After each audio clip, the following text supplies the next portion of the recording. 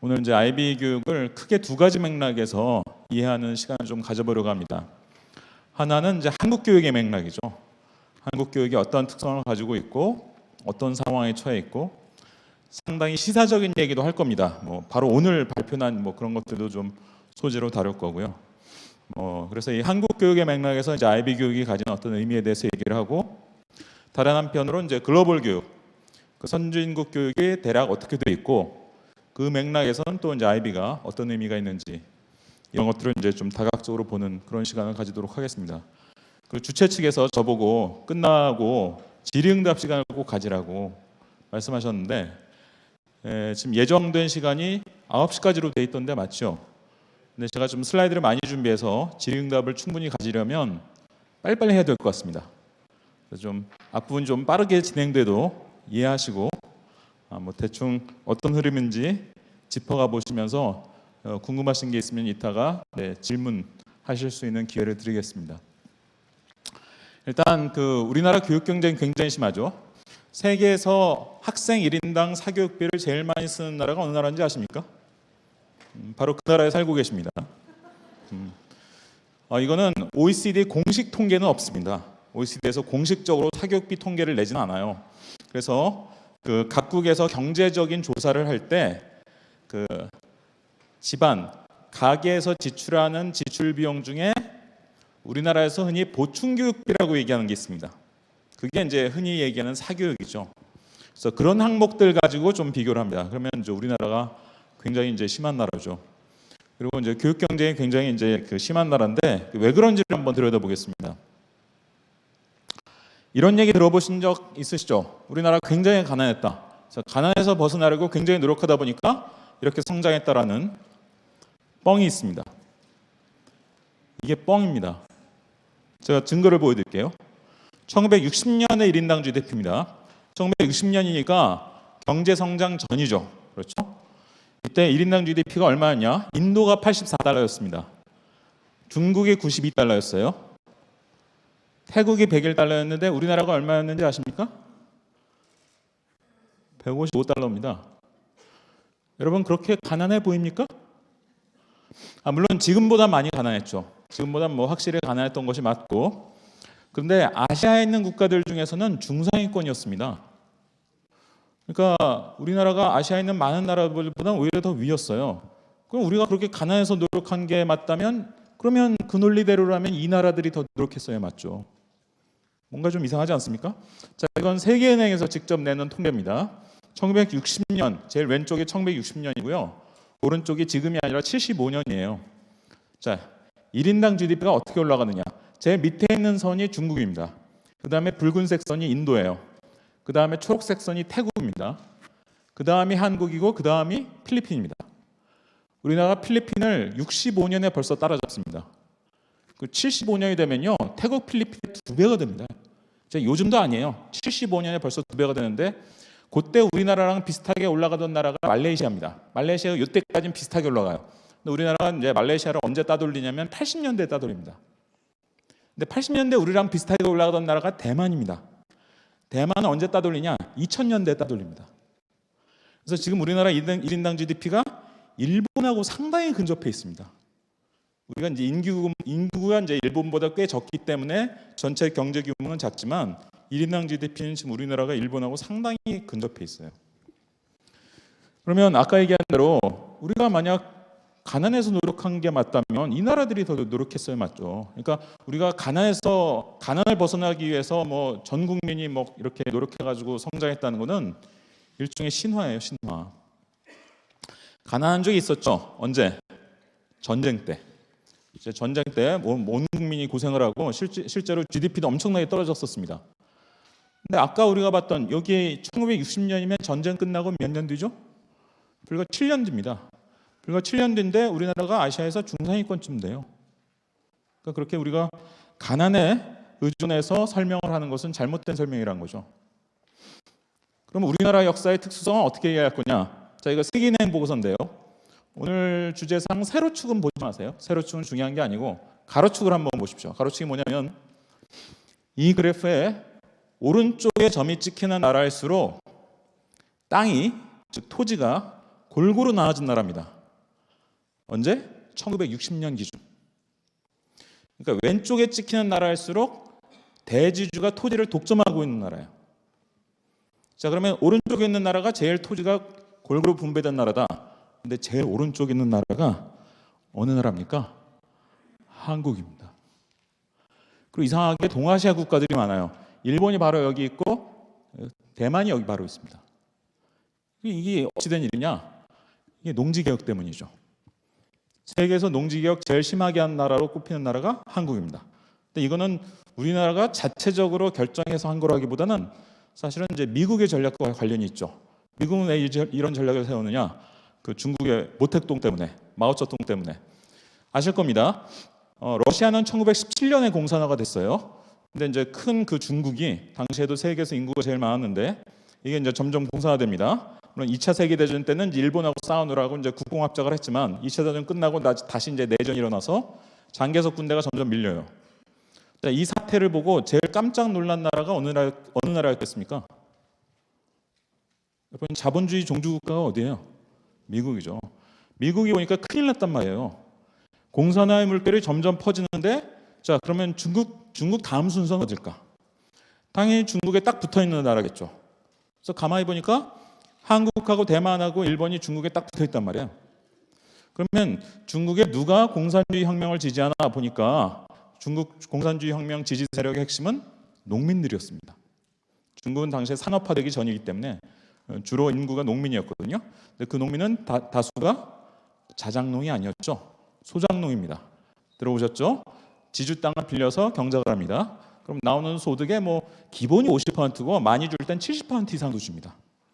그럼 이 사람은 영원히 잘 살 수가 없고요. 흉년이라도 들면 거의 굶어 죽을 위기에 빠지는 사람들입니다. 이 사람들이 공산주의 혁명을 지지한 거예요. 왜? 땅을 나눠준다고 했으니까. 그러니까 미국이 딱 보니까 공산화를 막으려면 소장농을 없애면 되겠구나. 어떻게 없앱니까? 그렇죠? 땅을 나눠주면 되잖아요. 그래서 미국이 농지개혁을 하자라는 그런 전략을 세웁니다. 그래서 한국하고 대만 정부에는 농지개혁을 하게 시켜요. 그 일본에는 미국이 당시 군정을 하고 있었습니다. 메가더가 당시에 일본을 직접 통치하고 있었어요. 일본이 패망하고 나서. 그래서 일본의 농지개혁은 메가더가 직접 한 겁니다. 근데 우리나라는 이제 48년에 대통령도 생기고 이제 국회도 생기니까 우리나라 정부에 맡긴 거예요. 그래서 이제 이승만 대통령이 농지개혁을 좀 세게 하려고 초대 농림부 장관으로 위촉한 사람이 누구냐? 그게 조봉암이죠. 그 10년대에 이제 이른바 사법살인 당했다고 하는 그 조봉암이 초대 농림부 장관입니다. 그래서 엄청나게 센 농지개혁을 해요. 우리나라 농지개혁법이 얼마나 센 거냐면, 제가 소장농입니다. 여기 이제 토지가 있는데 원래는 여기서 나오는 소출의 70% 이상을 이제 지주한테 줘야 되는데 농지개혁법에 의하면 30%만 주면 돼요. 더 놀라운 건 뭐냐면 30%를 5년 연속 지주한테 주면 이 땅이 내 땅으로 바뀝니다. 자, 요즘 상황에 맞게 얘기하면 내가 건물 하나 빌려서 식당을 이제 운영하고 있는 식당 주인이에요. 건물주는 아닙니다. 임차인이에요. 근데 식당 매출의 30%를 5년 동안 건물주한테 주면 이 건물이 내 거로 바뀌는 겁니다. 황당한 일이죠? 아니, 사유재산이라는 게 나름 중요한 건데 어떻게 이렇게 막 넘길 수가 있느냐? 체제가 위험하다는 상황에서는 별의별 일이 벌어집니다. 미국은 체제가 위험하다고 봤던 거예요. 공산화될 위기 앞에서 이거를 막기 위해서 지금 우리가 상상하기 어려운 되게 희한한 일을 한 겁니다. 그게 농지개혁이에요. 그래서 사실 농지개혁 안 했으면 제가 보기에는 김일성이 성공했을 가능성이 높습니다. 김일성은 원래 그 서울 정도를 점령하고 나면 그 인민봉기 같은 거 일어나지 않을까 이런 기대를 했어요. 왜냐하면 중국에서 소장농들이 공산군을 그렇게 환영을 했거든요. 근데 이제 우리나라는 이미 농지개혁을 상당히 진척을 시키고 있었기 때문에 그런 일은 벌어지지 않았죠. 그래서 우리가 이거 잘 몰라서 그렇지 이게 한국 현대사의 굉장히 중요한 갈림길입니다. 그래서 실제로 그 통계가 있는데요. 1960년 이 그래프에 나온 60년의 통계를 보면 우리나라의 전체 농민의 76%가 전체 토지의 65%를 가지고 있었는데요. 이게 세계 기록입니다. 전무후무한 세계 기록이에요. 아니, 당신 지금 교육 얘기한다면서 왜 땅 얘기를 한참 하고 있냐? 여러분 옛날에 논 팔고 소 팔아서 애를 대학에 보냈다는 얘기 들어보셨죠? 많이들 그랬습니다. 잘 생각해 보세요. 논을 팔아서 애를 대학에 보냈다는 건 뭔 소리죠? 그렇죠. 나한테 논이 있다는 얘기입니다. 근데 한국, 대만, 일본이 세계에서 땅을 가진, 농지를 가진 사람이 가장 골고루 분배되어 있는 그런 나라였던 거예요. 그러니까 제일 왼쪽에 있는 나라는 어떠냐? 왼쪽에 있는 나라가 뭐 브라질도 있고 아르헨티나도 있고 필리핀도 있고 막 그렇거든요. 이런 나라는 농지개혁 케냐 전혀 안 했어요. 예를 들어 필리핀은요 야당도 대지주고 여당도 대지주예요. 그런 나라예요. 자, 그러면 내가 필리핀에 그냥 평범한 사람이다. 그러면 나는 10중 8구 소작농이거나 농업노동자입니다. 농업노동자가 뭔지 아시죠? 농장으로 출퇴근하는 사람입니다. 그래서 저임금 받는 사람이죠. 근데 우리 애를 이제 초등학교에 보냈어요. 초등학교에 보냈는데 우리 애가 계속 100점을 받아와. 머리가 좋네 애가. 자, 그럼 내가 얘를 대학에 보낼 생각을 할 수 있을까요? 불가능하죠. 왜? 대학 보내려면 돈 많이 들잖아요. 더구나 지금부터 몇십 년 전이면 체감상 더 많이 들었겠죠. 근데 나에게 무슨 돈이 있어요? 소득도 쥐꼬리만 하고 자산도 없어요. 그러면 얘를 대학에 보낸다는 건 상상도 할 수 없는 일이에요. 근데 한국, 대만, 일본에서 무슨 일이 벌어지냐? 우리 초등학교에 보냈더니 얘가 막 100점 받아오네? 우리 한번 대학에 보내볼까? 가능하죠. 왜? 나에겐 땅이 있습니다. 소작농이 아니라 난 자작농이거든요. 그러니까 우리 땅 요만큼 팔면 애를 대학에 보낼 수 있겠다는 계산이 딱 나오는 거예요. 그래서 논을 팔아 대학에 보냈다는 것은 그만큼 논을 가지고 있었던 사람이 많았다는 얘기고요. 한국, 대만, 일본이 세계에서 논을 가진 사람이 가장 높은 비율로 존재하는 아주 예외적인 나라였던 겁니다. 그러니까 100m 달리기에 비유하면, 자, 교육 경쟁을 100m 달리기에 비유하면 다른 나라는 스타트 라인 한 5명 서 있는 거예요. 5명이 이제 막 신호 나오면 이제 출발하고 서 있는데 한국, 대만, 일본은 한 20명 서 있는 겁니다. 그럼 당연히 교육 경쟁이 격렬해지는 거죠. 그래서 이게 한국 교육이 왜 이렇게 20세기 중반부터 경쟁이 치열했느냐를 설명하는 굉장히 중요한 요인이에요. 한국만이 아니에요. 20세기 중반에 세계에서 대입 경쟁이 제일 치열했던 나라가 한국, 일본, 대만입니다. 또 하나 우리나라 이제 교육의 특수성, 우리나라 이제 경제의 특수성을 보여주는 건데요.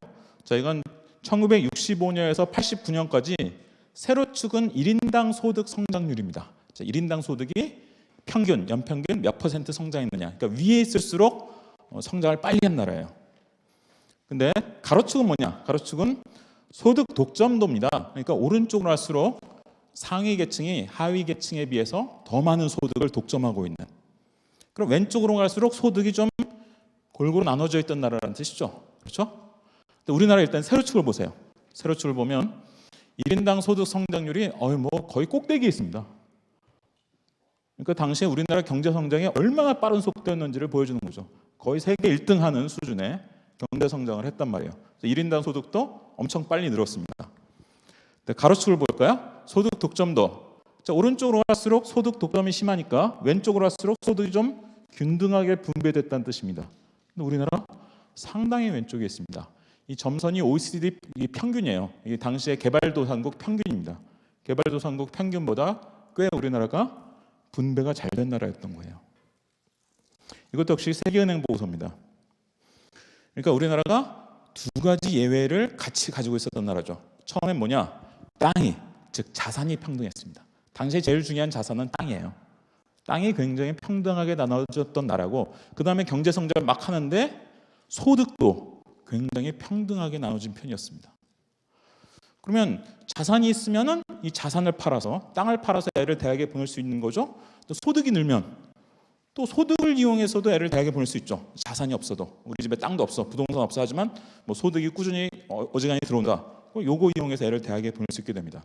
그래서 처음부터, 초기부터 대학에 애를 보낼 수 있는 사람들이 무지하게 많았던 데다가 이 사람들의 숫자가 계속 급속히 늘어요. 경제 성장과 더불어서. 그래서 우리나라 교육 경쟁이 치열했던 원인으로 많이 꼽는 게 문화적 전통입니다. 뭐 유교, 과거제도, 양반제도, 굉장히 특이한 제도죠. 뭐 국가에서 과거 시험을 봐서 그거 잘 보면은 막 등용해가지고 뭐 옛날에 과거 시험에서 합격하면요 월급 주는 거 아니에요. 월급도 주지만 막 땅도 주고 그래요.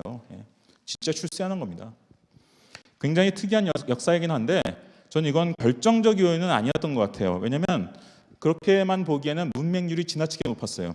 여러분 조선시대 후기에 우리나라 문맹률 추정치가 몇 %였는지 아십니까? 80%입니다. 야, 한글은 쉬우니까 대충 한글은 읽었을 거야. 전혀 그렇지 않아요. 20%만 한글 정도를 아는 거고요. 그중에서도 한자를 아는 사람들은 그중에 일부고요. 그중에서도 공부 잘하는 사람들이 저기 한양 가서 과거 시험 보는 겁니다. 그리고 일제 끝나고 해방 직후에도 그때는 조사를 했습니다. 문맹률 조사하면 거의 80% 정도 나옵니다. 그러니까 80%는 한글도 일본어도 뭐 한자도 읽을 수 없는 사람들이었어요. 물론 나중에 이제 급속히 좋아지긴 하지만, 그러니까 결국 교육열이라는 게 있긴 있었지만 그건 아주 일부 계층에 국한된 것이었다는 거죠. 또 하나, 일본은 유교 전통이 없었습니다. 과거 제도도 거의 안 했어요. 그런데 일본도 대입 경쟁이 초장부터 무지하게 치열합니다. 그래서 유교나 과거 제도로 설명하는 것은 제가 이걸 부정하는 것은 아니지만 결정적 요인은 아니었던 것 같다. 그보다는 오히려 경쟁 참여자가 많았다. 아까 얘기했죠? 이중의 예외. 그러니까 자산도 상당히 평등하게 나눠져 있었고 이후에 경제 성장으로 소득도 상당히 평등하게 분배된 편이었다. 이런 이중의 예외를 가진 나라가 우리나라였다는 거죠. 그래서 교육열의 원천은 가난이 아니라는 거예요. 평등이라는 거예요. 진짜 가난하면요 교육열 생각하기 어려워요. 아니 애를 대학까지 보내려면 돈 많이 드는데 어떻게 가능합니까? 여기서 말하는 평등은 프롤레타리아의 평등이 아니죠. 진짜 못 가진 사람들의 평등이 아니라 이제 뿌띠부르자, 그러니까 소자산가, 내가 큰 땅을 가지고 있지는 않지만 어느 정도 땅이 있어, 이런 사람들이 예외적으로 굉장히 많았던 우리나라의 역사가 결국 이런 교육열 또는 교육경쟁을 만들었다는 거죠. 이제 하나의 요인이 더 있는데 이게 대학 서열이 심했다는 겁니다. 자, 스타트 라인에 다른 나라는 5명 서 있는데 우리나라는 한 20명 서 있다. 그러면 일단 경쟁이 격렬해질 겁니다. 네, 피니시 라인을 보면 피니시 라인에 또 금메달, 은메달, 동메달을 주는데 예를 들어 금메달은 한 100만 원 주고 은메달은 한 80만 원 주고 동메달 한 60만 원 주면 뭐 차이가 크게 안 나죠. 그렇죠. 보상의 차이가 크게 안 납니다. 근데 만약에 금메달은 100만 원 주고 은메달은 벌써 한 30만 원 주고 동메달은 10만 원 주면 이건 차이가 많이 나죠. 그러면 앞의 경우와 뒤의 경우 중에 어느 경우에 더 교육 경쟁이 더 격렬할까요? 당연히 금메달, 은메달, 동메달 격차가 심할수록, 보상의 차이가 심할수록 당연히 경쟁이 심할 겁니다. 우리나라는 대학 서열이라고 얘기하죠. 대학 서열, 대학 간의 격차가 굉장히 심한 나라였습니다. 그리고 우리나라하고 아주 닮은 나라가 하나 더 있는데 그게 대만이에요. 자, 한국의 1등 대학이 어느 대학이라고 그러죠? 국립서울대입니다. 여러분 대만의 1등 대학이 어딘지 아십니까? 국립타이완대학이에요. 국립대만대. 근데 국립서울대와 국립대만대 공통점이 하나 있습니다. 그게 뭐냐? 일본이 만들어줬어요. 일본이 옛날에 제국대라는 걸 만들었습니다. 처음 만든 건 동경제국대입니다. 지금 동경대. 그 다음에 경도제국대, 교토제국대를 만들어요. 그래서 일본이 제국대라는 엄청난 투자를 한 대학을 9개를 만드는데 9개 제국대 중에 2개가 일본 밖에 있었습니다. 하나가 경성제국대학이에요. 그게 나중에 서울대가 되죠. 물론 이제 일본인 교수들은 해방되면서 다 도망갔지만 그 시설과 이런 것들을 엄청난 것들 그걸 그대로 물려받습니다. 그리고 또 하나가 타이베이 제국대학입니다. 지금 국립대만대예요, 이게. 그러니까 일본이 그 식민지에 거점 대학 하나씩 만들려고 아예 제국이라는 이름을 붙여서 엄청난 투자를 해서 만든 거예요. 그러니까 한국하고 대만의 1등 대학이 뭔지 처음부터 그냥 정해져 있었던 거예요. 압도적인 투자를 했습니다. 교수진, 시설, 뭐 투자, 뭐 압도적이었어요. 자, 그러면 한국은 이제 서울대가 이제 1등이라 치고 2등이 어느 대학이죠? 연고대라고 얘기하죠. 연고대는 사립대잖아요. 근데 이 사립대인데 언제부터 있었냐? 일제 강점기부터 있었습니다. 일제 강점기부터 있어서 해방 직후에 이제 이 학교들이 이미 수십 년 동안 역사를 가지고 있었기 때문에 상당히 기반을 가지고 있었어요. 그러면 서성하는 뭐죠? 중경외시는 뭘까? 아니 그런 의문 가져본 적 없으세요? 그건 왜 있는 거지? 그런 거는 이 대학들이 그 서성한 중경외시가요. 대학들이 생긴 순서랑 비슷해요. 다 5, 60년대 생겼는데 순서하고 정확하게 일치하지는 않는데 대충 비슷합니다. 사립대니까 정부가 특별히 막 돈을 많이 지원해주거나 이러지는 않았을 거 아니에요. 그래서 사립대 재정, 사립대의 어떤 재정적 기반의 수준이라고 하는 것이 결국 역사하고 좀 비례를 해요. 물론 옛날엔 경북대 같은 지방 거점 국립대가 상당히 위상이 있었죠. 근데 이건 이제 지금 조금씩 떨어져가지고 서울시는 한 중상위대학 그 정도가 이제 된데 옛날엔 이제 영대 못 지않았는데 어쨌든 대학 서열이 심했다라고 하는 것은 결국 종착점에 금메달, 은메달, 동메달 이 차이가 굉장히 심했다는 얘기입니다.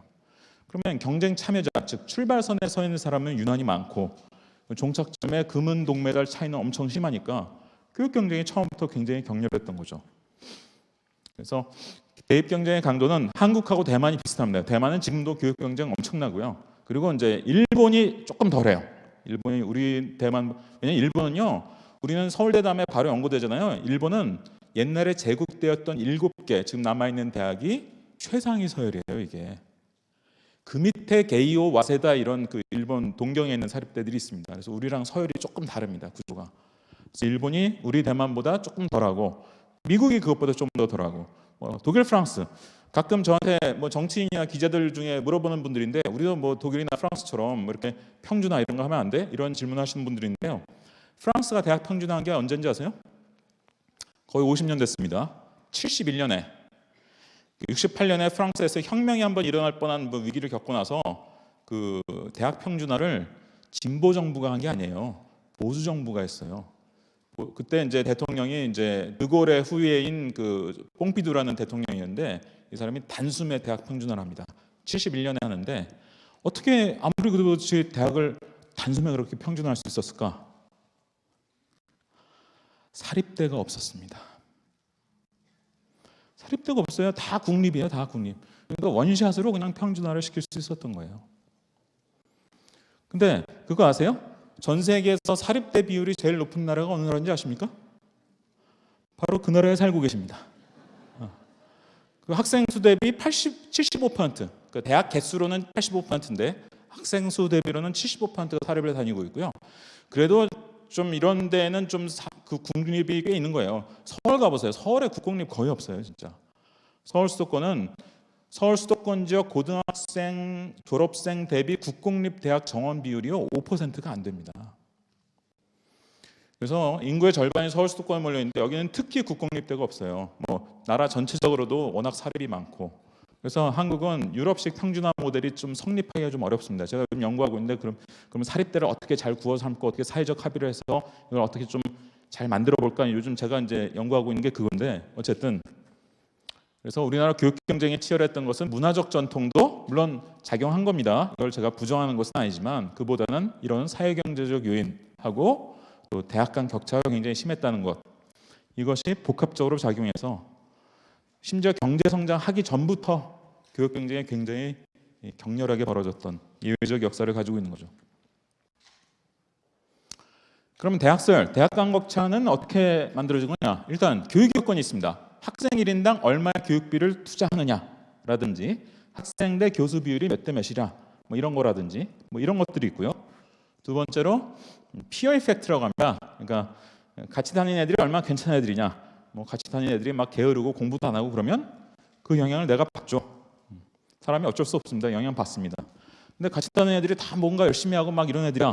그럼 나도 그 영향을 받아요. 피어 이펙트라고 합니다. 그리고 할로 이펙트라고 그러죠. 저도 사회생활 하면서 이제 뭐 이렇게 이런저런 일을 하다가 누구를 만났었는데 처음에 평범하게 아무 생각 없이 지내다가 어느 날 알게 됐어. 이 사람이 서울대를 나왔대. 그럼 제가 갑자기 그래? 다시 보게 됩니다. 여러분도 아마 비슷한 경험 하신 적 있을 거예요. 이게 할로 이펙트라는 겁니다. 그리고 이제 네 번째로 이 대학 출신은 선배들이 막 인맥이 화려해. 그러면 나도 그 동문이 되면 뭔가 좀 득을 볼 수 있겠죠. 사실 이 동문 인맥으로 난 이 효과, 그러니까 학맥이죠. 학연은 옛날보다 좀 약해졌습니다. 확실히 옛날보다 좀 약해졌지만 그래도 어쨌든 있는 거예요. 없어지진 않았으니까. 그래서 대학 서열을 구성하는 요소는 한 4가지라고 이제 볼 수 있습니다. 4가지로 볼 수 있는데 문제는 뭐냐? 가장 중요한 거는 뭐니 해도 1번이에요. 아니 동문이라든지 이런 게 좀 중요할 것 같은데 천만 말씀. 제가 돈 얘기를 해서 좀 미안한데 돈 얘기를 좀 노골적으로 해볼게요. 자, 대학이 학생 1인당 얼마의 교육비를 투자하느냐. 자, 서울대의 경우 얼마인지 아십니까? 무시무시하게 많아요. 서울대가 1년에 학생 1인당 4,300만 원을 투자합니다. 물론 이거는 학부생과 대학원생을 더한 겁니다. 그래서 약간 오차가 있을 수 있어요. 하지만 어쨌든 그냥 감안하고 드세요. 제가 사용할 수 있는 최선의 통계입니다. 이게. 자, 서울대 학생 1인당 4,300만 원. 그럼 그 다음 대학이 연고대죠. 자, 연세대가 얼마인지 아십니까?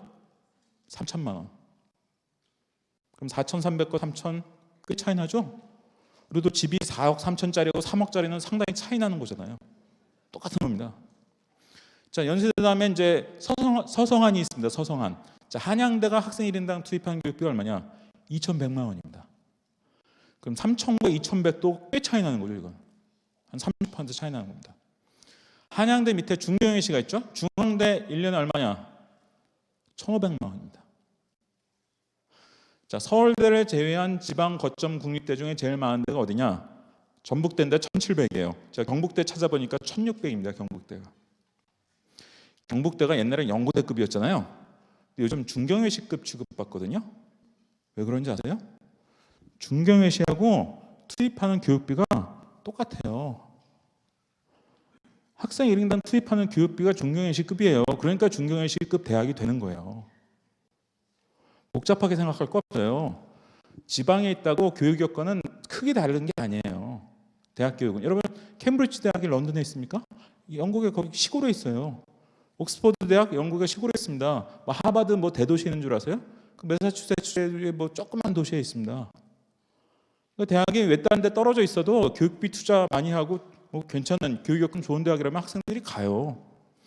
그러니까 경북대가 옛날에 연고대 수준이었는데 지금 이렇게 된 것은 그것은 서울에서 멀어서가 아니에요. 서울 집중 현상, 물론 그것도 영향을 줬을 겁니다. 줬겠지만 근본적으로 학생 1인당 투입하는 교육비가 지금 중경외시 수준이에요. 그래서 대학 사회를 그렇게 된 겁니다. 이게 무서운 거예요.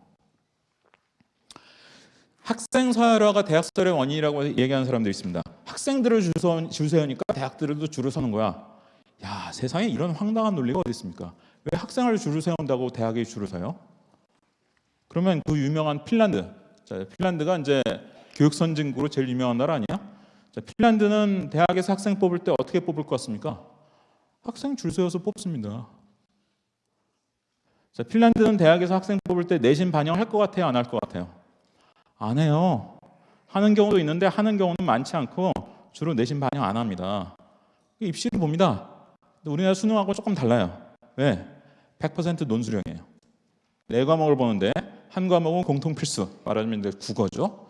나머지 3과목은 선택 과목. 그래가지고 4과목을 보는데 모두 논술형입니다. 수학도 논술형, 국어도 논술형, 역사도 논술형. 그래서 4과목을 시험 보고 그러면 그 시험 성적이 있을 거 아니에요. 근데 핀란드는 거의 다 한술 더 떠요. 본고사를 봐요. 본고사가 있는 나라가 OECD에 딱 2나라 있습니다. 일본하고 핀란드예요. 그러니까 논술형 시험 4과목짜리 보지 거기다 본고사까지 있지. 이 2가지 성적 가지고 학생들을 쭉 줄을 세워요. 그래서 우리 대학 핀란드 우리 대학 무슨 과가 지금 정원이 100명이다. 근데 300명이 지원했다 그러면 1등에서 300등까지 줄을 쭉 세웁니다. 100등에서 잘라요. 줄 세웁니다. 줄 세워서 뽑는데 그렇다고 핀란드 대학에 서열화되느냐? 아니에요. 스웨덴도 마찬가지입니다. 전 세계에서 제일 재밌는 대입 제도를 가진 나라가 스웨덴이에요. 스웨덴은 학생들한테 물어봅니다. 야, 너 내신 반영하고 싶어? 안 하고 싶어? 물어봐요. 난 내신 괜찮아. 그래서 공부 열심히 해서 고등학교 내신 괜찮으니까 난 내신 성적으로 그 반영해서 대학 갈래요. 그러면 걔네들만 따로 줄을 세워요. 근데 나는 평소에 좀 놀아가지고 내신이 안 좋은데 실력은 좀 된다고 생각해. 걔네들은 입시를 보게 합니다. 스웨덴은 입시가 선택제예요. 그래서 입시 보는 애들이 한 30% 되는데 걔네들 대상으로 또 따로 줄을 세웁니다. 그래서 내신 반영해서 줄 세우고 내신 반영 안 하고 입시로만, 물론 그 입시는 다 전과목 논술형인데 다 또 줄을 세워요. 그래서 이것도 줄 세우는 거고 이것도 줄 세우는 겁니다. 그래서 어쨌든 정원에서 딱 성적순으로 따릅니다. 독일은 어떠냐? 독일은 많은 학과가 일정 수준 이상만 되면 받아줍니다. 프랑스하고 비슷해요. 프랑스가 그렇거든요. 프랑스가 일정 수준만 이상만 되면 일단 대학에서 받아줍니다. 대학 다니다가 많이 탈락하긴 하지만 그건 둘째 문제고. 독일도 그래요.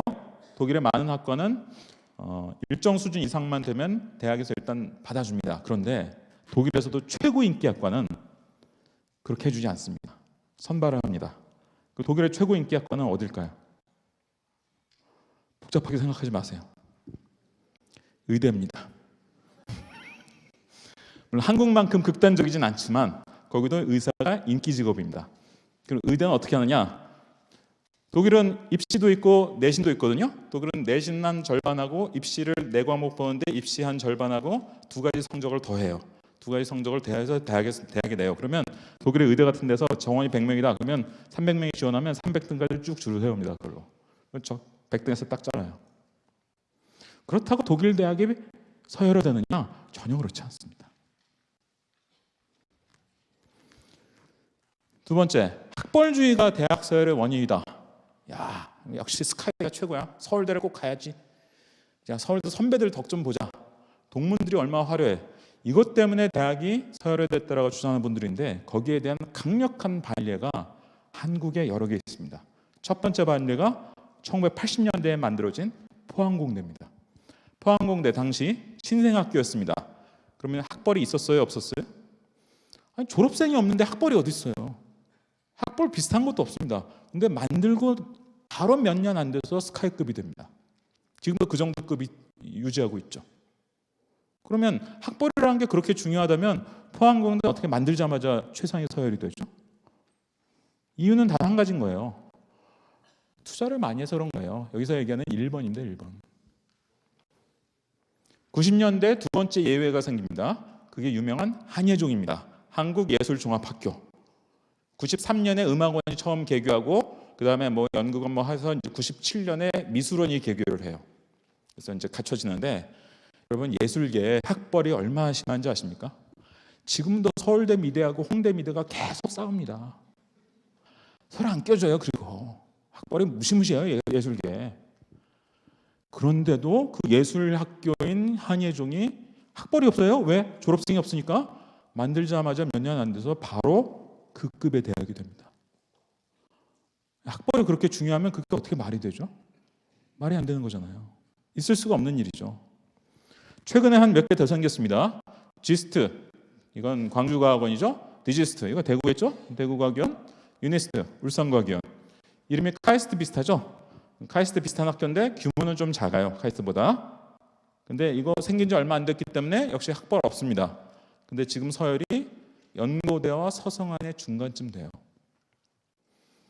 그러면 학벌주의 때문에 대학이 서열화됐다는 것도 말이 안 된다는 거예요. 그럼 이 대학들은 생기자마자 어떻게 그렇게 최상위 서열에 올라가느냐? 투자를 많이 해서 그런 거예요. 돈 문제, 돈 문제. 대학생들이 이걸 잘 못 느껴요. 왜? 대학을 한 번 다니거든. 근데 가끔 대학을 두 번 다니는 사람들이 있어요. 그러면 대학 다니면서 확연하게 느낀다고 합니다. 대학 교육의 서비스의 질이 다르다는 것을 확연하게 느낀다는 거예요. 벌써 아까 말씀드린 학생 1인당 투입 교육비에 의해서 학생의 교수 비율도 꽤 차이 납니다. 이게 뭐 이런 여러 가지 면에서 확 느껴진다는 거예요. 그래서 저는 학생 서열화가 대학 서열화 원인이냐? 그거는 말도 안 되는 얘기다. 학벌주의가 대학 서열의 원인이냐? 이거는 조금은 이해가 됩니다. 학벌주의가 나름 대학 서열을 유지하는데 기여를 하겠죠. 하지만 그것의 원인이라고 볼 수는 없다는 거예요. 그것보다는 결국 투자, 학생 1인당 어느 정도의 돈을 투자해서 교육 여건을 만들었느냐, 이게 결정적인 문제입니다. 우리나라는 역시 이 교육 여건, 학생 1인당 투입 교육비가 대학의 서열에 엄청난 차이가 나요. 이게 여러분 중앙대 들어가기 어려워요. 중앙대 뭐 쉬운 대학인 줄 아세요? 우리나라 10위권에 들어가는 엄청 들어가기 어려운 대학입니다. 그런데 그 중앙대가 서울대 차이가 2.5배나 납니다. 지금 1,500하고 4,300이니까 어마무시한 차이예요. 이게. 그러니까 우리나라 이 대학 간 좋은 대학 가려는 경쟁이 심할 수밖에 없는 거죠. 뭐 학부모들이 뭐 애를 꼭 성공시키겠다는 뭐 이상한 학벌주의 뭐 욕망 이런 거에 사로잡혀서 애를 경쟁시킨다. 그건 제가 보기에는 그렇게 합리적인 설명이 아닙니다. 근데 질문 한번 해보죠. 옛날에 비해서 명문대 졸업장의 가치가 옛날보다 높아진 것 같습니까? 낮아진 것 같습니까? 높아진 것 같은 분 한번 손 들어보세요. 제가 안 시켜볼 테니까 걱정하지 마시고 옛날보다 명문대 졸업장 같이 높아진 것 같습니다. 낮아진 것 같은 분 한번 손 들어보세요. 대부분 낮아졌다 드시는데 왜 낮아진 거죠? 취업하기 힘들어서? 그건 약간 논리적으로 말이 안 되는 거예요. 취업하기 힘들어지면 오히려 명문대 졸업장의 가치가 더 높아질 수도 있는 거 아니에요? 예?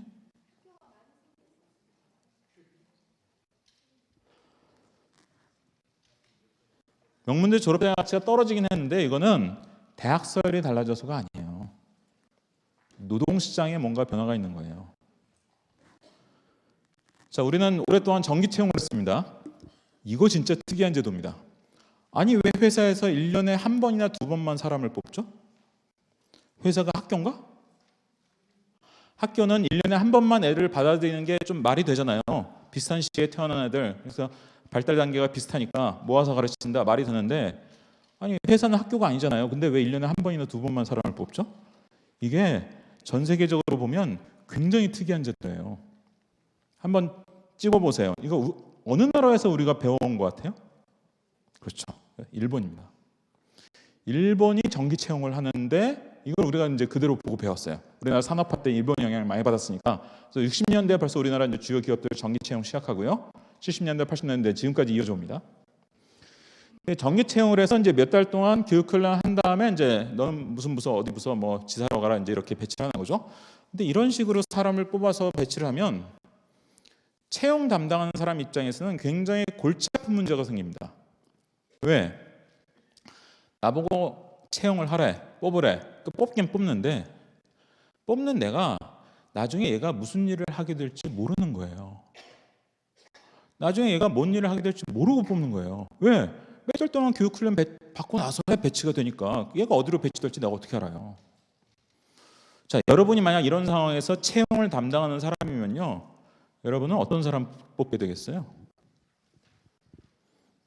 그렇죠. 나중에 무슨 일을 할지 모르기 때문에 이것도 잘하는 사람, 저것도 잘하는 사람, 그것도 잘하는 사람, 영어도 잘하는 사람. 왜? 나중에 영어 필요한 부서에 배치돼서 근데 영어 못해서 버벅거리면 내가 욕먹어요. 내가. 너 왜 이런 사람 뽑았냐고. 그러니까 내 입장에서는 당연한 거예요.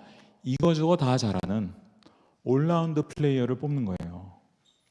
이거를 상징하는 아주 유명한 말이 스펙이란 말입니다. 그렇죠? 자, 우리가 이제 회사에서 우리나라 대기업에서 사람 뽑을 때 스펙을 본다더라. 자, 이게 한 분야에 깊이 있는 스펙입니까? 아니죠. 들어보셨겠지만 이거저거 스펙이에요. 일단 출신 대학을 봅니다. 출신 대학도 굉장히 중요한 스펙이죠. 대학 때 성적을 봅니다. 그 다음에 토익 점수 봅니다. 그 다음에 뭐 자격증 이런 거 없나 뭐 이런 거 봅니다.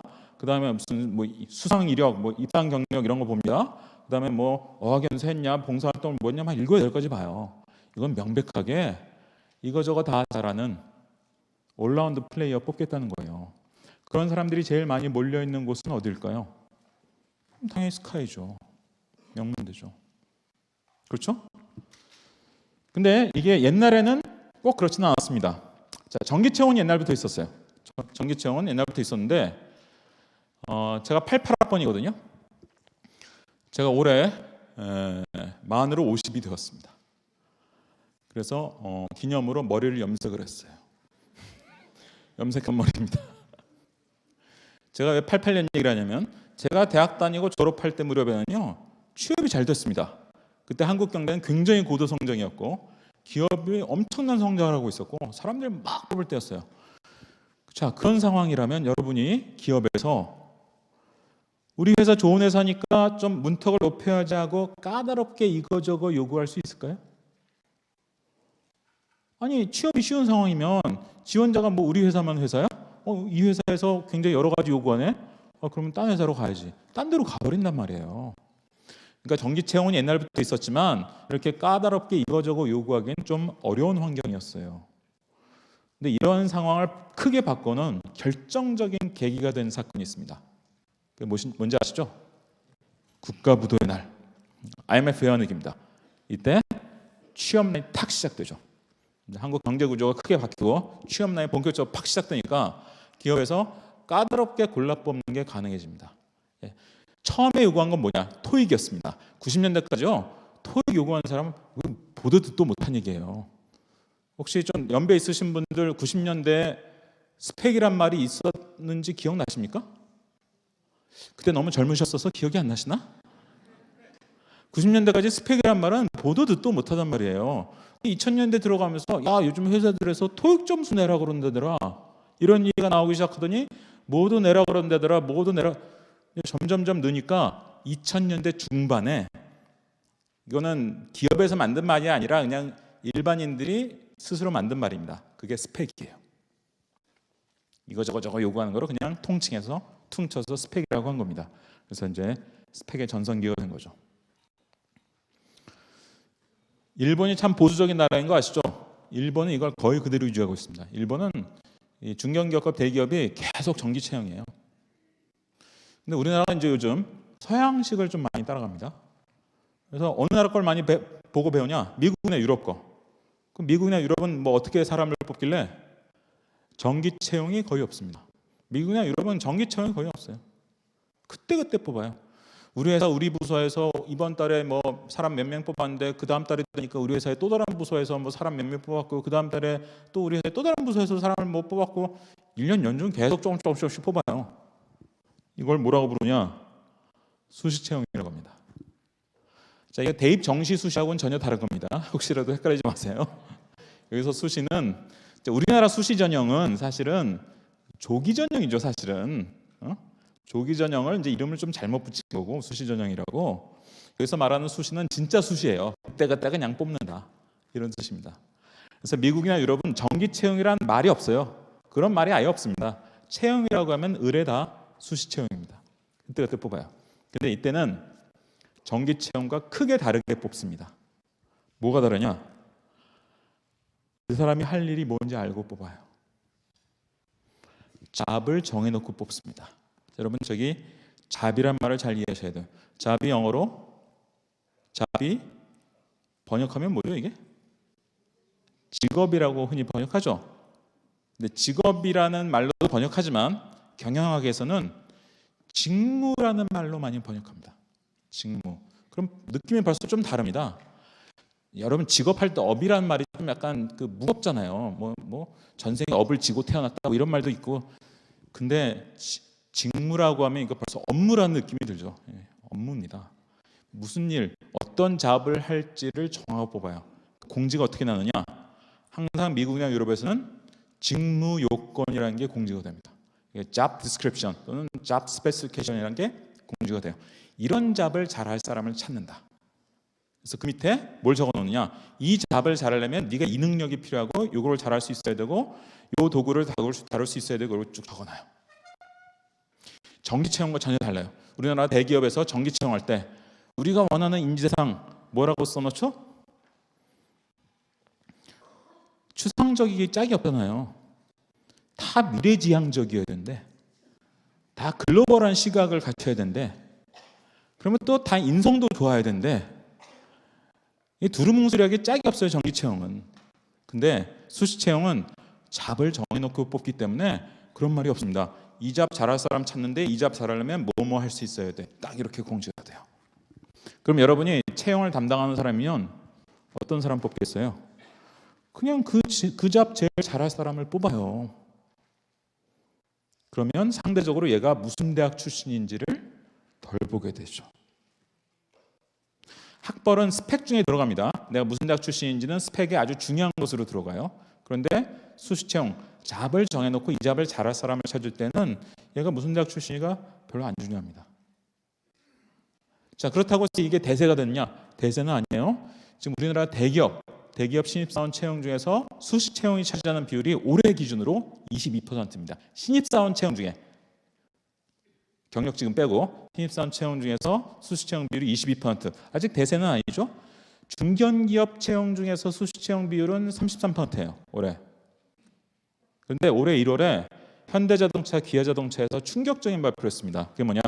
현대자동차, 기아자동차 올해부터 정기 채용 한 명도 안 한다. 이건 굉장히 충격적인 발표였는데 8월이 되자 또 하나 충격적인 발표가 나요. 그게 SK가 그룹 차원에서 앞으로 3년 뒤부터 정기 채용 한 명도 안 한다. 그래서 앞으로 2년간 점차적으로 정기 채용을 줄여서 3년 뒤부터 우리 빵 할 거야. 그냥 다 수시 채용만 할 거야.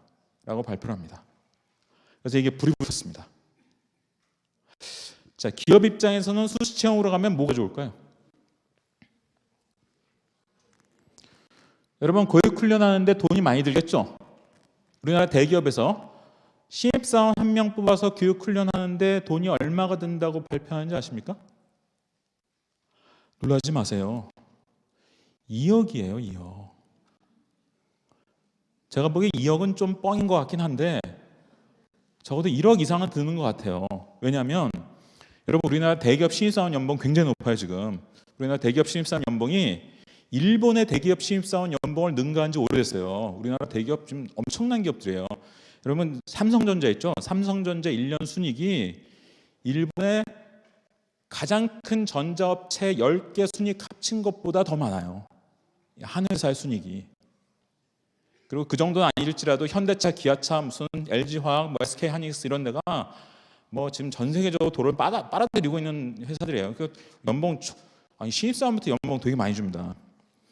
근데 거기다가 또 그 교육훈련 운영하는 데 드는 돈이 있을 거 아니에요. 그렇죠?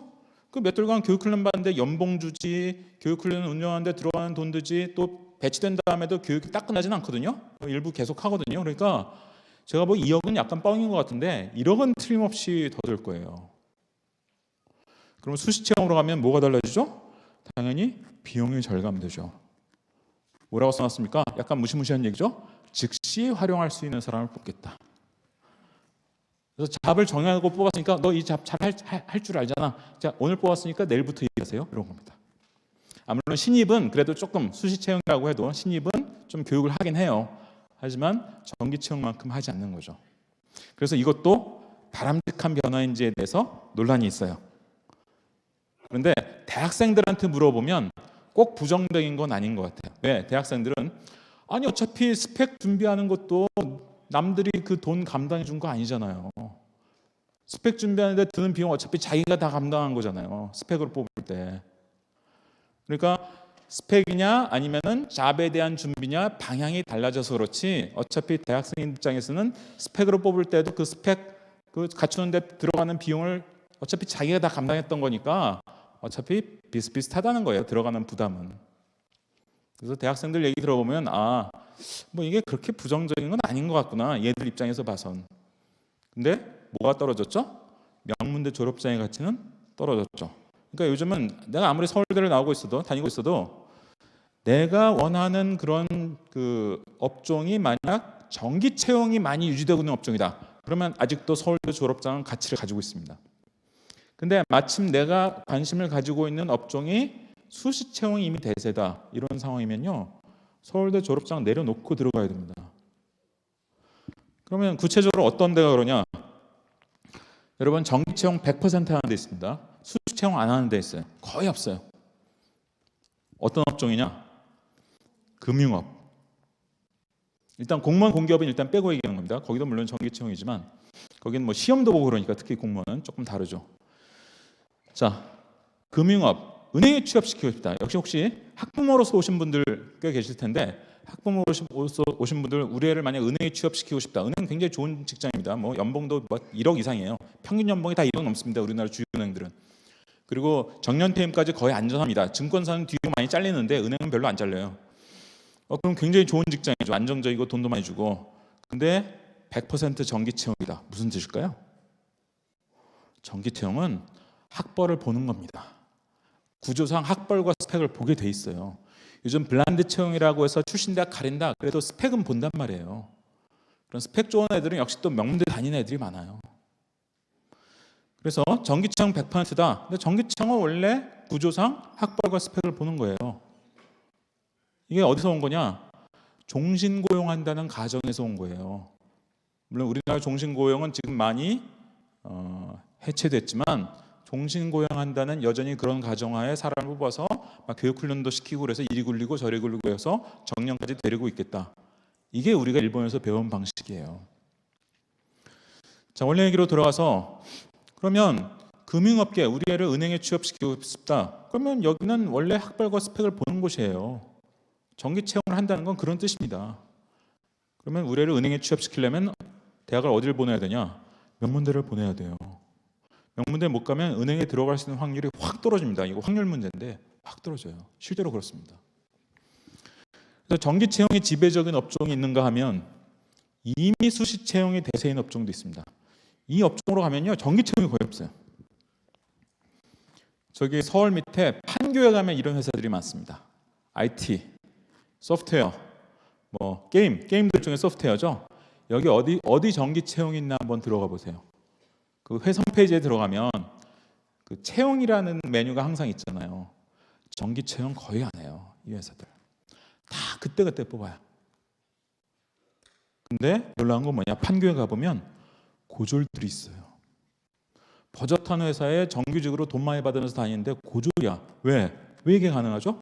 잡을 정해놓고 뽑았어요. 잡을 정해놓고 뽑으니까 얘가 이 잡을 잘하면 그냥 뽑는 거지, 얘가 뭐 고졸인지 아닌지가 별로 안 중요한 거예요. 제가 올해 여름에 아주 인상적인 경험을 했어요. 6월인가 7월에 대전에 있는 대덕 소프트웨어 마이스터고를 제가 가봤습니다. 제가 마이스터고를 여러 번 가봤는데 소프트웨어 마이스터고는 처음 가봤어요. 너무 인상적인 경험을 했습니다.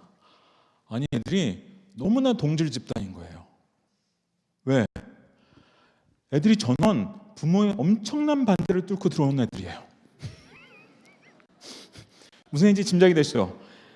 마이스터고 갈 정도면 공부 잘하는 편에 속한 애들이잖아요. 공부 못하는 애들은 아니잖아요. 그 애가 우리가 공부도 꽤 잘하겠다, 그냥 대학 가서 그냥 취업하기를 엄마 아빠는 바라는데 얘가 갑자기 내가 왜 대학을 가야지 그러면서 그런 고등학교를 가겠다 그러는 거예요. 그러니까 엄마 아빠가 엄청 반대하는데 그 반대를 뚫어서 들어온 애들이에요. 애들이 굉장히 문화적으로 동질 집단이에요. 근데 얘들이 이제 고등학교 졸업하면 취업을 할 거 아니에요? 초봉이 얼마인지 아세요? 평균 고졸입니다. 고졸 초봉이 4,600입니다. 이건 대졸 초봉도 굉장히 어려운 거거든요. 이건 진짜 우리나라 최고 대기업 정도 들어가기 전에는 어려운 건데, 그러면 4,000대 못하죠. 근데 고졸 초봉의 평균이 4,600이에요. 그래서 제가 걔네들 보고 니들이 이 시대의 효자 효녀다, 제가 그랬습니다. 지금은 부모하고 싸워가지고 관계가 안 좋아져서 들어왔지만 나중에는 부모들이 다 좋아할 거다. 니들이 다 효자 효녀지 라고 얘기했어요. 그래서 결국 그런 상황이 아까 말씀드린 것처럼 수시 채용으로 가면서 잡을 중심으로 뽑게 되면 출신 대학이 어딘지를 덜 보게 되는 이런 것을 굉장히 잘 드러내는 사례죠.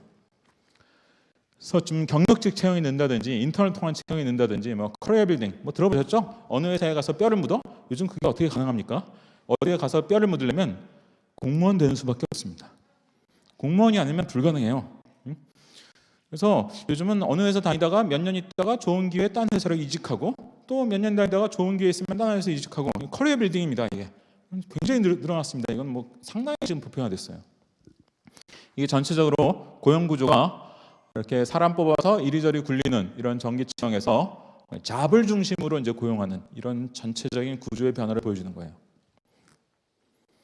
그러면 스펙에서 전문성 쪽으로 간다는 얘기인데 이 잡을 조금만 더 구체적으로 얘기해 봅시다. 이 슬라이드까지만 하고 잠깐 쉴게요. 잡은 뭐지? 예를 들어 웹기획자가 되려면 어떻게 될까요? 웹기획자. 여러분이 보고 있는 모든 홈페이지 이런 거는 누군가 만든 거죠. 만든 사람을 웹 프로그래머라고 합니다. 웹 프로그래머. 이 사람들은 되게 대학에서 공대 다닌 사람입니다. 컴퓨터공학 뭐 이런 거 전공한 사람들이에요. 근데 웹 프로그래머들은 프로그래밍은 잘하는데 기획은 잘 못하는 경우가 많습니다. 그래서 웹 기획자는요, 의외로 문과가 많습니다. 왜?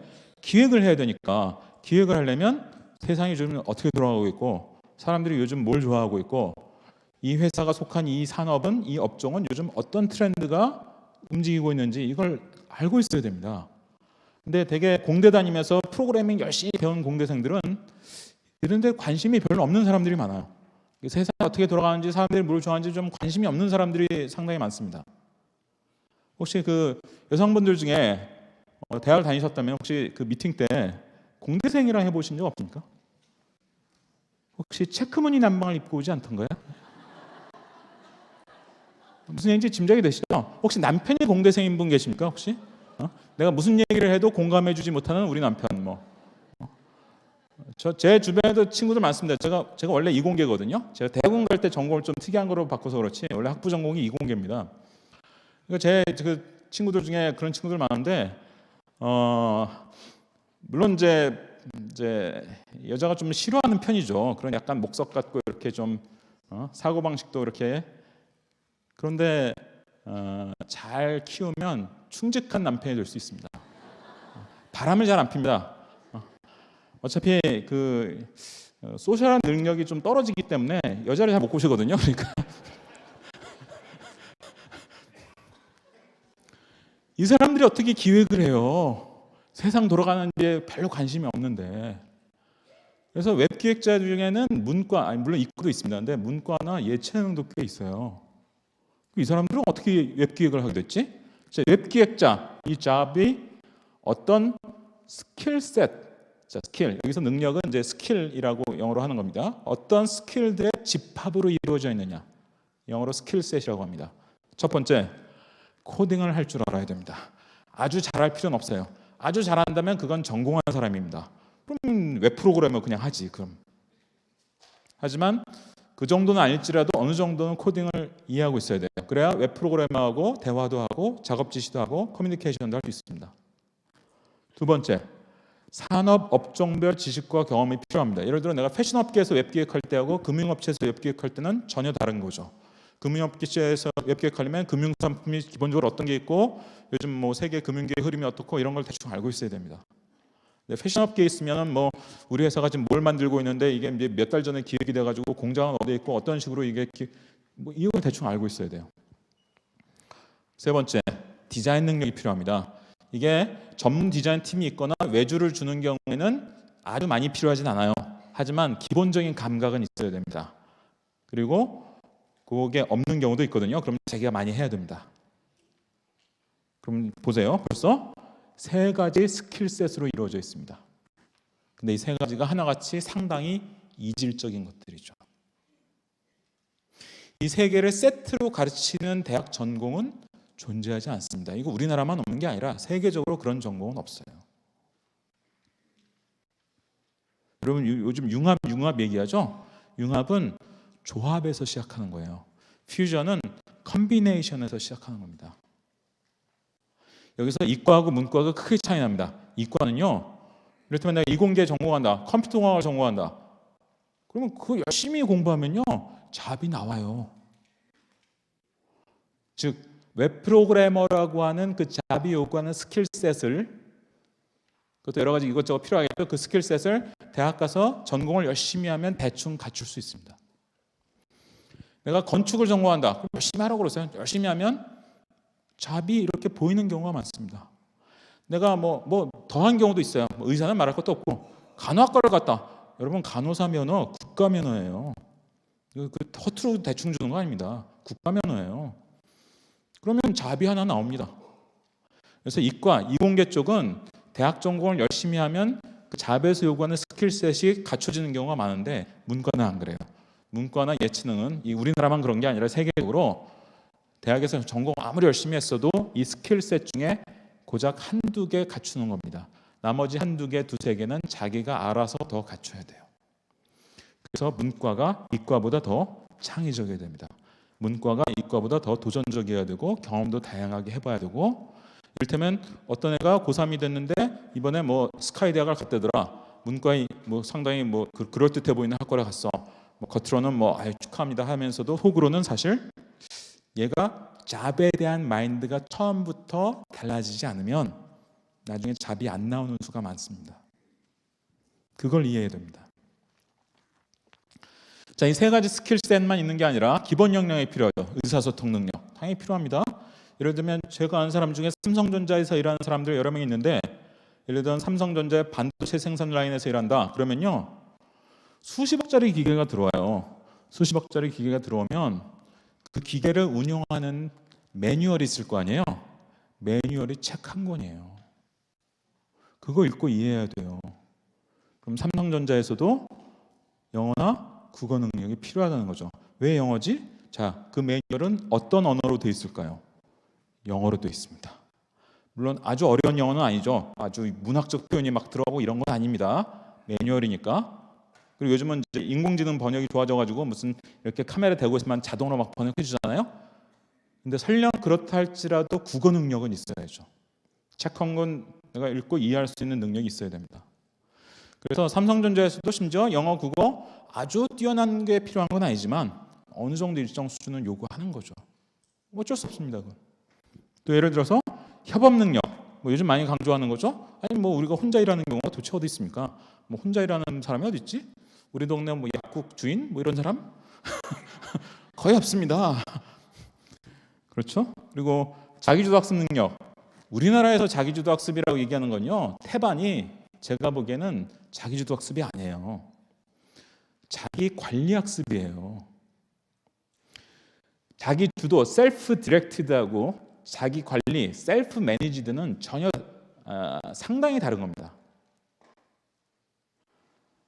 그러면 자기주도는 뭐가 달라? 목표를 자기가 정하는 겁니다. 선생님, 자기주도 학습은 우리 동네 학원에서도 시킨다고 플랜카드가 걸려져 있던데요? 그건 자기 관리 학습입니다. 왜? 목표를 자기가 정하지 않았거든요. 목표를 누가 정했어? 목표가 똑같잖아요. 목표, 기말고사 고득점, 수능 고득점. 그건 뭐 내가 정한 거야. 그렇죠? 그러면 목표를 자기가 정한다는 건 뭐지?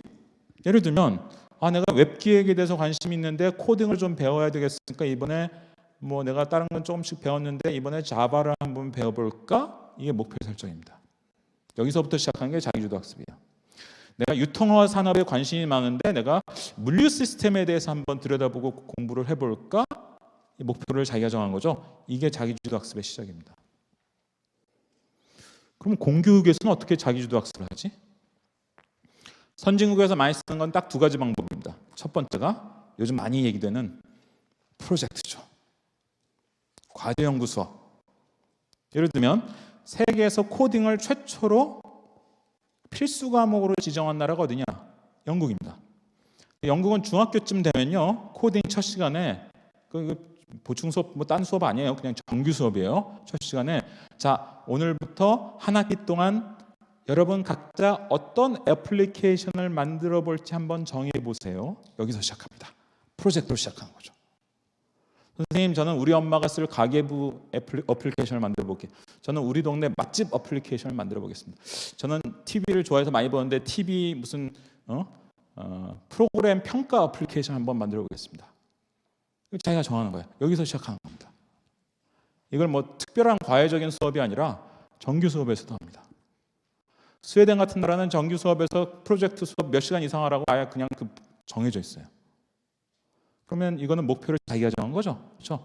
안전한 공교육 환경하에서 목표를 자기가 정하는 연습을 해보는 거죠. 이게 하나 있고, 두 번째가 과목을 자기가 정하는 겁니다. 과목을. 우리나라는 요즘 이제 고교학점제라고 해서 한다고 그러죠. 근데 이건 선진국에서는 다 하는 겁니다. 선진국에서는 예외, 일본 빼놓고는 예외 없이 다 하는 거예요. 우리나라 참 일본하고 비슷한데, 그러면 어떻게 하느냐? 고교학점제가 가장 극단적인 나라가 영국입니다. 영국은 여러분 영국에 공립이 있고 사립이 있습니다. 돈 비싸게 내는 사립학교가 영국의 7%인가 돼요. 미국이 사립학교가 한 10% 되고 영국의 사립학교가 한 7% 됩니다. 그럼 공립고등학교, 사립고등학교 중에 어디에 더 선택 과목이 많을 것 같습니까? 사립이 등록금 많이 냈으니까 많을 것 같죠? 아니에요. 공립이 훨씬 많아요. 왜? 사립학교 다니는 애들은 대개 대학을 갈 애들이잖아요. 선택 과목이 대충 빤하다고요. 우리나라 인문계 고등학교랑 비슷해요. 거기서 약간 더 넓은 정도인데 영국의 공립고등학교는 대학 안 갈 애들이 많다고요. 그래서 선택 과목이 더 넓어요. 제가 어떤 애들을 봤냐? 자, 영국은 마지막 2년 동안 4과목 정도를 선택해서 깊이 있게 배웁니다. 2년 동안 상당히 깊이 있게 배워요. 근데 4과목을 고르는데 어떤 애가 외국어를 2개 골랐어요. 그 외고 없는 거 아시죠? 외국어를 더 많이 수강 신청하면 그게 외고 역할을 하는 거예요. 그러니까 외고 썰어 없어요. 외국어를 2개 골랐고 놀랍게도 회계를 골랐어요. 회계가 선택 과목이 있어요. 놀랍게도 4번째 과목이 사진이에요. 사진. 아니 음악 미술은 물론이고 사진 이런 게 영화 이런 게 선택 과목이 있어요.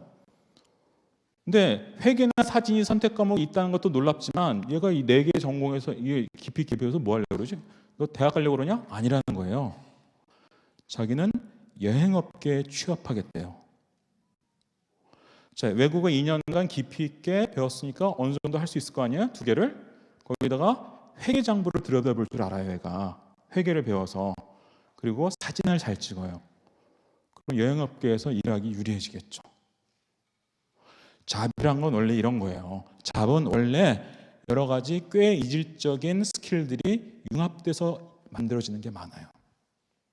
그래서 선택의 기회를 넓게 줄수록 그런 다양한 선택을 조합해서 여러 잡이 연결이 되는 거죠.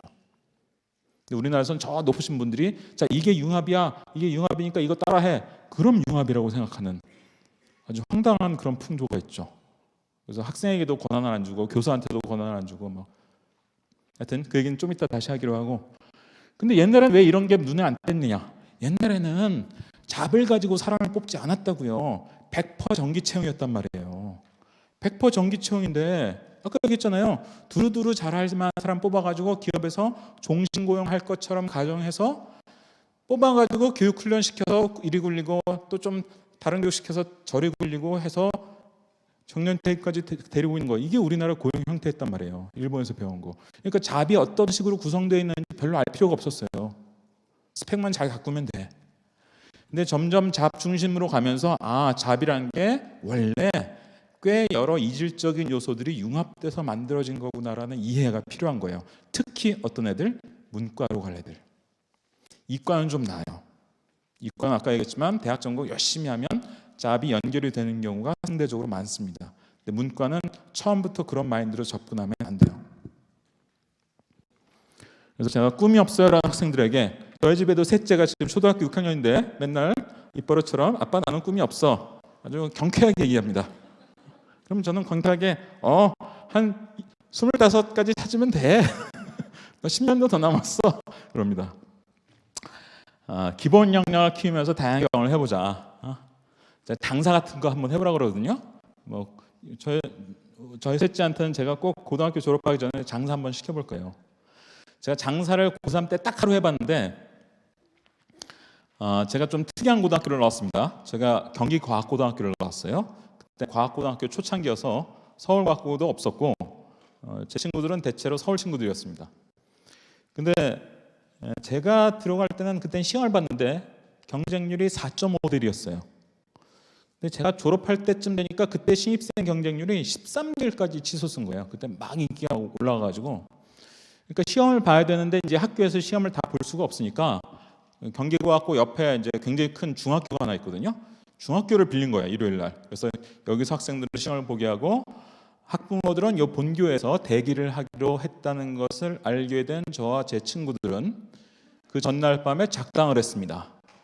커피를 팔자. 학부모들한테.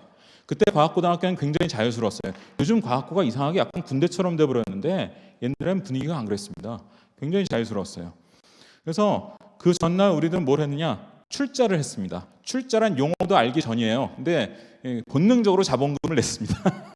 일단 미천이 있어야 사업을 하니까. 그래서 이제 한 너댓 명이 모여가지고 이제 미천을 마련한 다음에 그 다음에 뭘 했을까요? 분업을 했습니다. 한 사람이 다 할 수 있는 것도 아니고 누구는 어디 가서 물 끓이는 기계를 구해오기로 하고 누구는 뭘 어떻게 조달하고 뭘 사오고 누구는 뭐 거기서 커피를 타고 뭐 돈은 누가 관리하고 이제 이거 분업을 했습니다. 그래서 이제 그 다음 날 이제 커피를 팔기 시작했는데 엄마들이 얼마나 속이 탔겠어요. 바로 옆 건물에서 우리 애가 지금 중요한 시험을 보고 있다는 걸 이제 느끼니까 엄마들이 애가 타가지고 계속 커피를 들이마시는 거예요. 그래서 중간에 커피가 떨어졌습니다. 그날 제가 깨달았어요. 재고 관리가 중요한 거구나. 야, 역시 물류 시스템이란 참 중요한 거야. 그날 제가 깨달았어요. 그래서 급히 뭐 누가 뭐 가서 사오고, 그래서 그날 진짜 땀을 뻘뻘 흘리면서 커피를 계속 팔았습니다. 그리고 그날 밤에 이제 기숙사 방에 친구들이랑 모여가지고 배당을 했죠. 배당이라는 용어도 알기 전인데 당연히 출자한 돈에 비례해서 배당을 했겠죠. 그날 제가 자본주의를 이해했습니다. 해봐야 됩니다. 알바랑 전혀 달라요. 알바는 굉장히 국소적인 거 시킨 것만 딱 하는 거예요. 근데 장사를 하루라도 해보면 전체적인 시야를 가지게 됩니다. 그리고 이게 굉장히 복합적이고 여러 가지 동시에 관리를 해야 되는 일이라는 걸 알게 돼요. 그래서 나중에 제가 뭐 이런저런 뭐 일하는데 이런 게 굉장히 영향을 많이 줬습니다. 두 번째, 많은 직업에 공통적으로 적용된 스킬 뭐가 있겠어요? 이 잡, 저 잡, 그 잡, 여러 잡에 공통적으로 들어가는 대표적인 예가 코딩입니다. 자, 4차 산업혁명 별거 아니에요. 4차 산업혁명은 여러 잡에 꽤 공통적으로 코딩이라는 스킬이 들어가게 될 것이라는 것을 예고하는 겁니다. 저는 4차 산업혁명이 되니까 무슨 직업이 뜬다, 무슨 직업이 진다는 말 절대 안 합니다. 왜? 제가 보기엔 절반 이상 틀릴 거니까. 구체적인 예측은 대개 틀립니다. 근데 러프하게 얘기할 수 있어요. 거칠게 얘기할 수 있습니다. 여러분 90년대로 돌아가면 한 25년 전으로 돌아갔다고 쳐보세요. 90년대로 돌아가면 여러분 뭐 하실 거예요? 빚을 내서라도 강남 아파트를 사시겠죠. 더 좋은 방법이 있어요. 삼성전자 주식을 사는 거예요. 그때 쌌거든요. 근데 지금 얘기하는 게 이제 재테크인데 재테크가 아니라 여러분이 만약에 진로를 결정한다면 90년대야. 그때 정확한 예측, 구체적인 예측은 힘들어도 대충 예측할 수 있는 게 있었습니다. 그게 뭐냐? 중국이 점점 뜰 거라는 것이었어요. 중국어 전공이 유망할 것이라는 예측은 당시에 많이 했습니다. 근데 실제 전공자는 적었어요. 이 사람들이 나중에 잘 나갔습니다. 그러니까 미래 예측은 구체적으로는 많이 틀리지만 러프하게는 대충 가능한 거예요. 90년대 중국 점점 뜰 거야. 많은 사람들이 예측했습니다. 4차 산업혁명이 딱 그런 거예요. 4차 산업혁명 때문에 뭐가 지고 뭐가 뜬다? 저는 그런 거 잘 안 믿습니다. 다만 러프하게 예측할 수 있어요. 여러 잡에 꽤 공통적으로 코딩이라는 게 스킬로 들어가게 될 것이다. 그러니까 코딩이라는 스킬을 알고 있으면은 내가 접근할 수 있는 직업의 폭이 넓어질 거라는 것을 예측할 수 있는 거죠. 하나 더 있습니다. 그 영어입니다. 왜? 우리나라 월급 제일 많이 주는 회사들은 다 요즘 글로벌 업체입니다.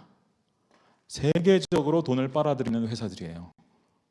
그리고 원래 우리나라 경제 구조가 수출 수입에 대한 의존도가 유난히 높은 아주 특이한 구조를 가지고 있습니다. 우리나라만큼 수출 수입에 대한 의존도가 높은 나라가 독일밖에 없어요. 선진국 중에. 예를 들면 경제 대의존도가 우리나라하고 독일 한 80몇 % 되는데 일본, 미국 다 30%도 안 돼요. 굉장히 많이 차이 납니다. 그래서 우리나라는 외국과의 관계가 상당히 중요한 나라고 경제 구조가 특히 제일 그 월급 많이 주는 회사들은 글로벌 업체들이에요. 그런데 이제 애석하게도 우리나라 수능 영어는 어떻죠? 유튜브 못 보셨어요? 영국 교사들이 야 나도 틀리겠네. 그 유명한 그 미국의 그 타일러가 수능 문제 풀다 자기도 틀리고 막 그 변별력을 만들어야 된다고 뭐 이상하게 막 꼬아놓고 또 솔직히 말해서 이제 원어민이 아닌 한국 사람이 내다 보니까 원어민이 보기엔 어색한 표현도 많이 들어가 있고 뭐 그래서 사실 그 수능 영어에 얽매이면 안 되는 거고 진정한 영어 구사 능력, 듣기, 말하기, 또 실용적인 영어 문장을 만들어 보거나 이해할 수 있는 능력 뭐 이런 것들이 필요한 거죠. 그리고 아까 얘기했지만 이과 계통이면 이것저것 탐색하다가 막판에 전공 정해도 돼요. 아까 얘기했잖아요. 이과는 그 전공 공부 열심히 하면 잡이 하나 나오는 경우가 많아요. 뭐 다 그런 건 아니지만 상대적으로 그런 경우가 많습니다. 그래서 이과는 뭐 그렇게 좋아하시려고 뭐 빨리 정하려고 노력할 필요 없어요.